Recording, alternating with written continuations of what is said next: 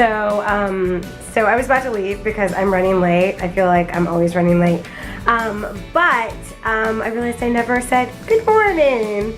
Good morning. It's Saturday, the second day of BroadwayCon, and there's a lot of fun things going on today. I'll probably catch the end of the BroadwayCon feud and then the Dear Evan Hansen panel. So I'm wearing my somewhat Dear Evan Hansen cosplay, even though you can't really see it right now.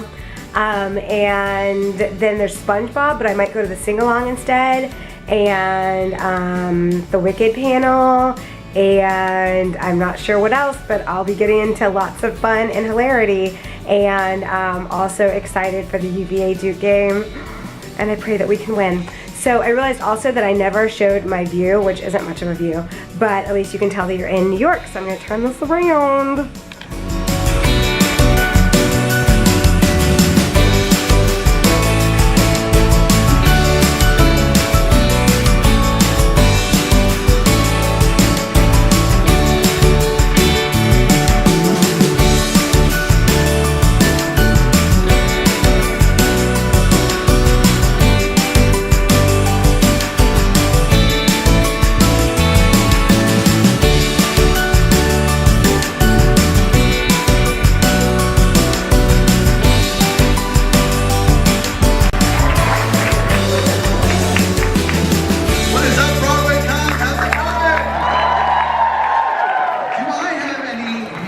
Out there. Do I have any Dear Evan Hansens? Guys, today is going to be a great day.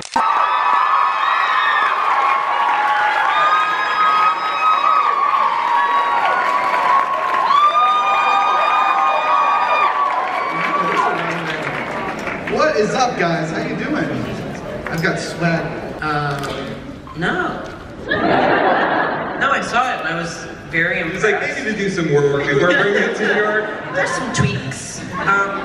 No, I very much enjoyed it. I cried and I laughed and I loved. Dance like no one was watching. That's right. No, I liked it very much, and Ben Platt, you know, he's a buddy, so I was there to support him. And then I got to see it off Broadway. It was nice to see the trajectory, see all the changes and how it evolved. Yeah, and I got to see sort of every iteration, which was a cool thing to be a part of. And then when I got to see it on Broadway, that was extra cool, extra special. You never get to see a show come to fruition like that, you know? It's very rare that a musical does that. Cool, and Stacy, our producer, and I sang some songs. And then they very nicely the next day asked me to be a part of the show. What did you sing? Waving through a window. Said hi and gravity. I sang The Wizard and I. Just kidding. The Wizard and I, now that would be a good audition song. I sang Words Failed, and maybe If I Could Tell Her also. Yeah. Same? Same! Do you concur? I concur. I'm not as fancy as Taylor, so I didn't, you know, I had to learn like a 50-page packet. I slaved over that for a couple weeks. And I live in Los Angeles, so I was working with a vocal teacher there and then flew to New York for the audition. And that was stressful. I saw like tours growing up as a kid. Where'd you grow up, Taylor? Tampa, Florida. Hell yeah. Really? Yeah. The first Broadway musical I saw was the 25th annual Putnam County Spelling Bee. I saw that in my piazza in one weekend and was changed. Wow, so good. Totally different shows. So different, but both so beautiful. Both starring Celia Keenan-Bolger at some point. She's got the through line. Yeah, totally, it still is my number one. Have you gotten to tell her that yet? I have, like too many times. She's like, okay, thank you. He has this kind of weakness in him for other people's pain. He's a kid who I think is used to people's pain. Obviously his mother shares a lot of her pain with him, and he's used to telling her what she needs to hear to feel better. And so when he's presented with this situation of these parents coming to him and saying, there's something you could tell us that would make us feel good, the lie doesn't come from the impulse of what can I get out of it, but more what can I give them, right? And that's sort of what made him a redeemable character, and hopefully a character that we can all see, oh, maybe I might do that too, you know? Yeah. No. Glenn, I had a lesson with her yesterday, and Hugh Jackman was right after me, and I was like, "Here's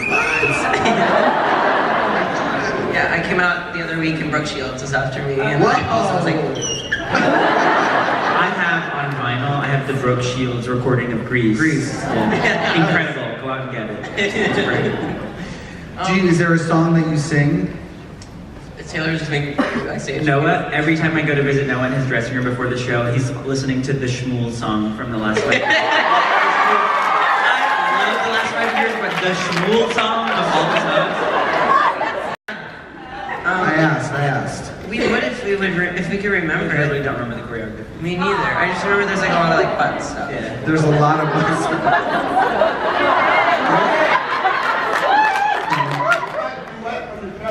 No, we're not.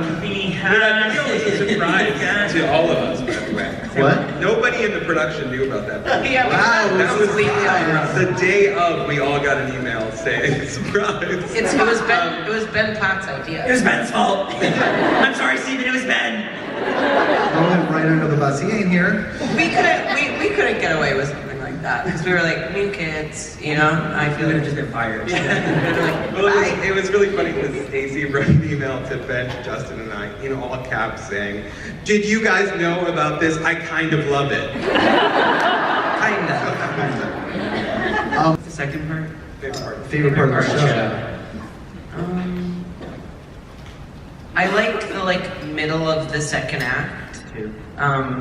There's a lot of comedy. There's a lot of bits there, and I have shtick coursing through my veins, and I'm constantly being told by Michael Greif yeah, basically he kicks people out of my dressing room all the time. Taylor's in my dressing room the other day. He's like, "Can I whisper something in your ear?" And I was like, "Is it the same note you give me every day?" He was like, "Uh-huh." And I was like, "Then no."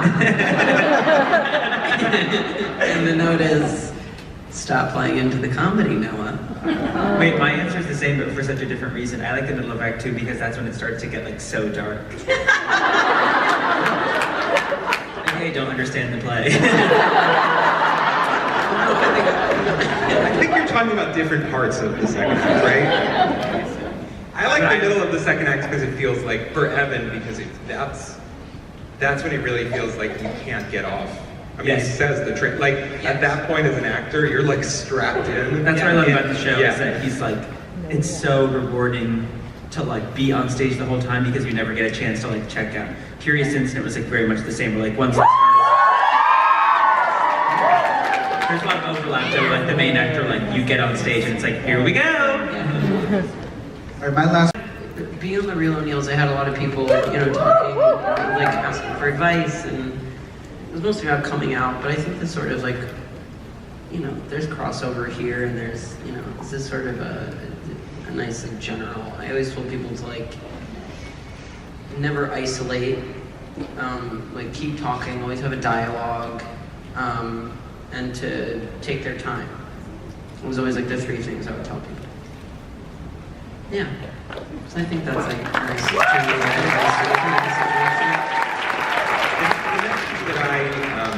and it changes every time I see the show, but the thing that really I find important to remember for myself and that the show is really about is that social media especially, but just the world we live in general, we believe that everybody's life is better than ours and that everybody is having this beautiful, perfect, curated life. And we must be the only ones putting the pictures on Instagram that make it look that way, and everybody else it really is that way. And I think that the show, it shows you that all of these people are lost and alone in their own way and kind of have their own defenses and their own armor up around that. But ultimately, none of them is actually fully satisfied all the time or fully happy all the time. And once they accept that, I think there's the chance for true fulfillment on the other end of that. Great advice. Guys, thank you so much for your time.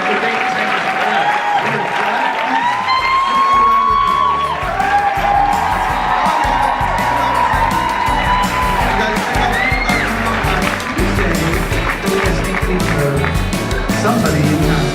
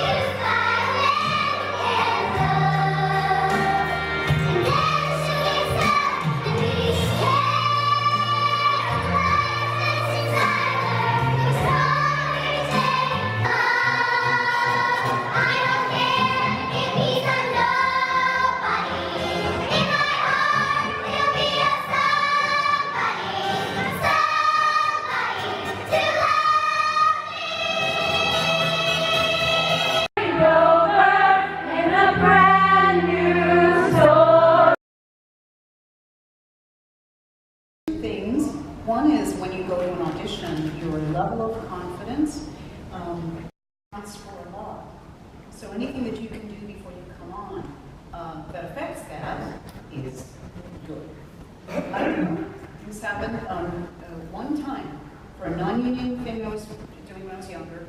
I walked into the room and sat down, and I was waiting to go on, and just then the director and then come out, someone's walking out, and there's something that we'll call you to tell you when rehearsals begin. And he turned to the rest of the people in the room and said, "We just cast the role. Thank you so much." And I was indignant. I got made up. I memorized my lines. I'm here. You all need 10 minutes. My nervousness went up. Every time I go to an audition now, I remind myself that this is my 10 minutes.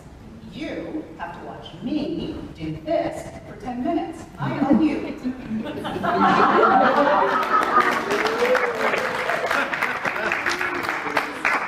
Have somebody take something away. That's exactly when you'll learn to value it. That's what that's about. So it's the first thing I do, because you say you're having nervousness.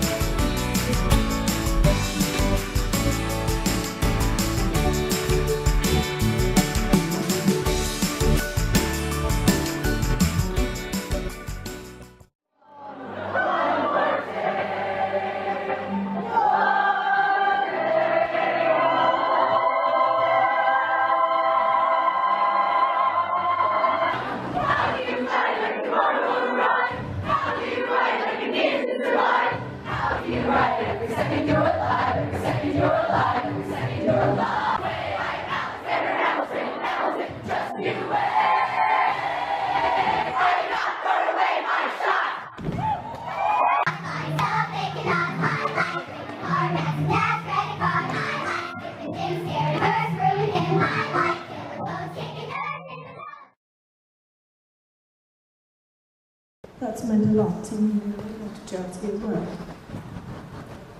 Yeah, so you also may know her as Elphaba on any of the BroadwayCon Facebook groups, usually very green, feeling under the weather today, so yeah, and they talk about, you know, the gossip that runs around Oz, and again, thank goodness, and the trading of rumors about Elphaba, and how that then becomes part of the story, you know, and how constructed it is.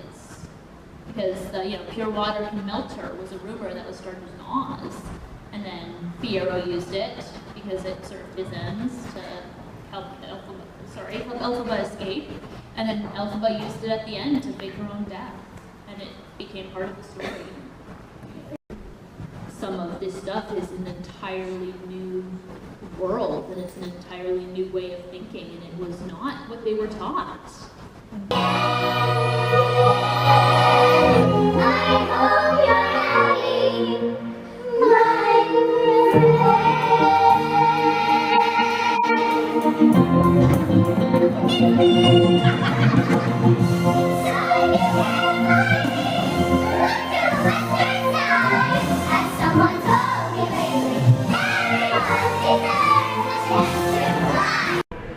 So I think I'm losing my voice from singing so much in the sing-alongs and Wicked, but I have to say, oh my gosh, yes, yes, yes.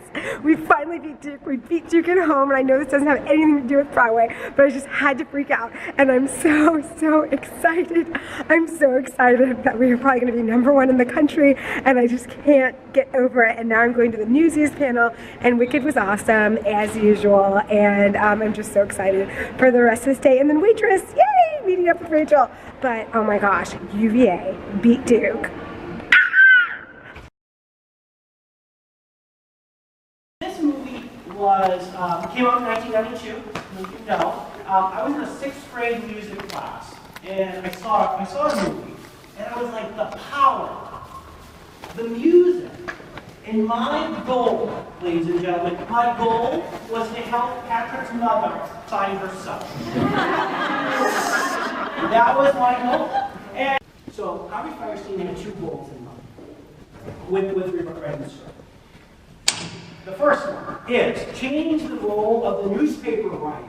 So How to build Holden's character and bring in a female character.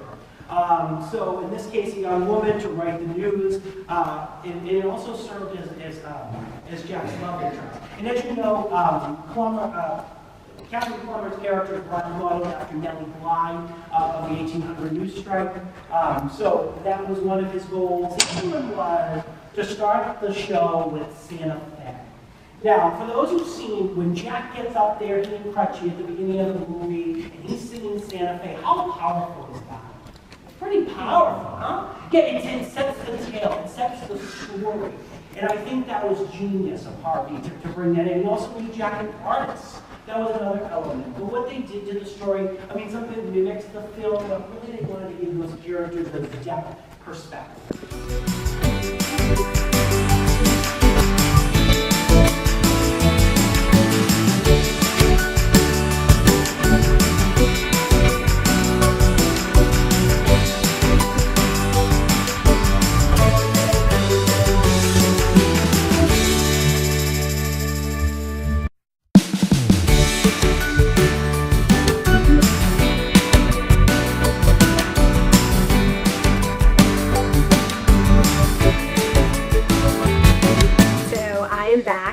Waitress. I didn't get to stage door because it was insane. I